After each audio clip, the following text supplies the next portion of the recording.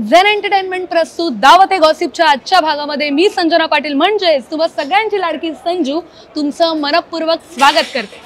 तर आज आपण भेटणार आहोत आपल्या अंगी असलेला कलेचा अंकुर ज्याने कायम वाढवत नेला असा अंकुर वाढवे आणि चला हवा येऊ द्या होऊ दे व्हायरलची विजेती होऊन जिने विनोदाच्या दुनियेत टाकला तिचा पहिला कदम अशी स्नेहल शिदम अशा दोन धमाल विनोदी कलाकारांसोबत आपण गप्पा मारणार आहोत।